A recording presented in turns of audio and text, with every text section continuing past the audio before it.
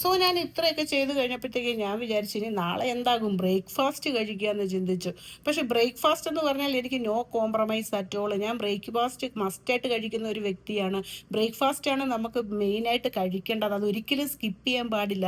അതുകൊണ്ട് ഞാൻ ഹോസ്പിറ്റലിലെ ബ്രെഡൊക്കെ തിന്നാനുള്ള മടിക്ക് ഉണ്ടായിട്ട് ഞാൻ വേഗം തന്നെ പുട്ടുപൊടി എടുത്ത് വേണ്ട പുട്ടിന് നല്ല നല്ല രീതിയിൽ അതിനെ പുട്ടിനായിട്ടൊക്കെ കുഴച്ച് വെച്ചു. അപ്പോഴത്തേക്കും എനിക്ക് തന്നെ പുട്ട് കറിയൊക്കെ കൂട്ടി കഴിക്കുന്നതിനോട് എനിക്ക് ഒട്ടും തന്നെ താല്പര്യമില്ല. അപ്പം ഈന്തപ്പഴം ഇരിക്കുന്നു, ഈന്തപ്പഴം അത് ചീന്തി അതിൻ്റെ സൈഡിലേക്ക് വെച്ച് നാളെ ഈ പുട്ടുപൊടി എടുത്ത് വാരി പുട്ടുകുറ്റിയിലിടുമ്പോൾ അതിൻ്റെ നടുക്ക് ഈന്തപ്പഴവും തേങ്ങയും കൂടെ വെച്ച് പുട്ടുണ്ടാക്കി കഴിക്കും. ഈന്തപ്പഴ പുട്ടെന്ന് പറഞ്ഞാൽ നിങ്ങളൊന്ന് കഴിച്ചു നോക്കണം, അതിന് വേറൊരു ടേസ്റ്റ് തന്നെയാണ് ഗൈസ്.